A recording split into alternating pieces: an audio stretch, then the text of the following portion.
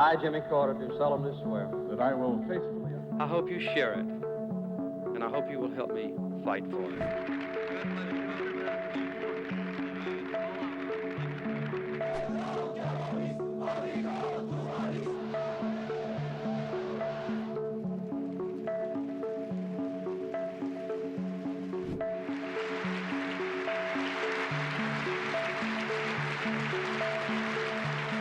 Let us now reward all the children of Abraham. Jimmy Carter, the 39th President of the United States, passed away at the age of 100, according to the Atlanta Journal-Constitution on Sunday. Known for his humble beginnings as a peanut farmer from Georgia, Carter's legacy spans both his tumultuous presidency and his transformative post-presidential work in humanitarian causes. He is remembered as a figure who, despite facing significant challenges in office, left an indelible mark on global peace efforts and the promotion of human rights. Carter's presidency from January 1977 to January 1981 was defined by both significant achievements and formidable struggles. The 1978 Camp David Accords, which resulted in a peace treaty between Israel and Egypt, remains one of his crowning accomplishments. The agreement, negotiated through extensive diplomacy between Egyptian President Anwar Sadat and Israeli Prime Minister Menachem Begin, ended decades of war between the two nations and earned both leaders and Carter himself the Nobel Peace Prize. Despite these successes, Carter's time in office was marked by a struggling economy, high inflation, rising unemployment, and the intense international crisis involving the Iran hostage situation. In November 1979, Iranian militants seized the U.S. Embassy in Tehran and held 52 American hostages for 444 days, a crisis that overshadowed much of Carter's presidency. Efforts to resolve the crisis, including a failed military rescue mission in April 1980, contributed to his loss in the 1980 U.S. elections to Republican Ronald Reagan. Carter left office with high approval ratings but a significant public perception of weakness. Born on the 1st of October 1924 in Plains, Georgia, Carter was a son of a farmer and shopkeeper. After graduating from the U.S. Naval Academy in 1946, he served in the Navy before returning to Georgia to manage his family's peanut farm. His entry into politics began when he became a member of the Georgia State Senate in 1963, and he was elected governor of Georgia in 1970, where he earned a reputation as a progressive leader with populist tendencies. I, Jimmy Carter, do solemnly. His unexpected rise to presidency came in 1976 when he narrowly defeated incumbent President Gerald Ford in a hard-fought election. Although his time in the White House was marred by domestic and international difficulties, Carter's post-presidency years were marked by tireless dedication to humanitarian work. After leaving office, he and his wife Rosalind founded the Carter Center in Atlanta, which became a leading organization for global peace, disease eradication, and the promotion of democracy. Carter earned international respect for his efforts to mediate conflicts, monitor elections, and promote human rights across the globe. In 2002, Carter was awarded the Nobel Peace Prize for his untiring effort to find peaceful solutions to international conflicts, to advance democracy and human rights, and to promote economic and social development. He was recognized for his involvement in peace negotiations from the Horn of Africa to Bosnia, as well as his work to combat disease and poverty worldwide. His Carter Center became a model of nonpartisan global advocacy.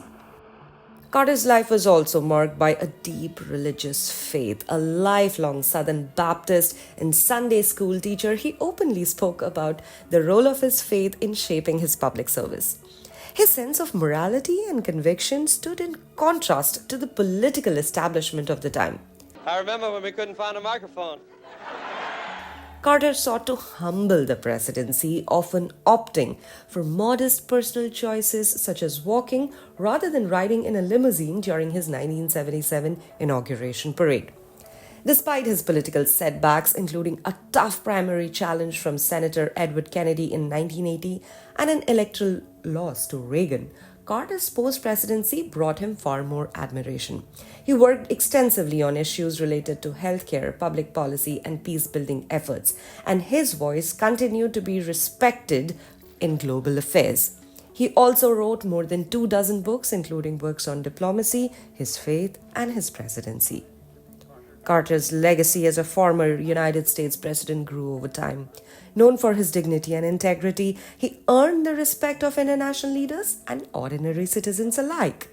His humanitarian work continued until his final years, when health challenges, including melanoma that spread to his liver and brain, led him to enter hospice care in February 2023. I felt that it was confined to my liver, and that the operation had completely removed it, so I felt quite relieved. And then that same afternoon, we had an MRI of my head and neck, and it showed up that it was already in 4 places in my brain. So I would say that night and the next day, until I came back up to Emory, I just thought I had a few weeks left. But I was surprisingly at ease. You know, I've had a wonderful life. I've had thousands of friends, and I've had an exciting and adventurous and gratifying existence. So I was surprisingly at ease, much more so than my wife was. But now I feel, you know, that it's in the hands of God, whom I worship, and I'll be prepared for anything that comes. Thank you. In international affairs, I would say peace for Israel and its neighbors. That's been the top priority for my foreign policy projects for the last 30 years. Right now, I think the prospects are more dismal than any time I remember in the last 50 years. The whole process is practically dormant. The government of Israel has no desire for a two-state solution, which is the policy of all the other nations in the world. And the United States has practically no influence compared to past years in either Israel or Palestine. So I feel very discouraged about it, but that would be my number one foreign policy hope. Carter's wife, Rosalind, who he married in 1946, passed away in November 2023 at the age of 96. Jimmy Carter's frailty was evident at her memorial service, where he was seen in a wheelchair. Yet, even as his health declined, Carter remained a steadfast advocate for peace and social justice. While his presidency faced criticism for domestic and foreign policy failures, Carter's life after office was a testament to his commitment to making the world a better place.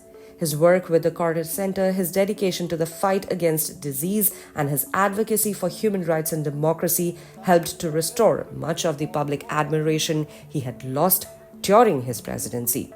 Carter's passing marks the end of an era. He is survived by his children, his humanitarian legacy, and the millions of people whose lives were touched by his lifelong pursuit of peace and justice. His impact will continue to resonate for generations to come.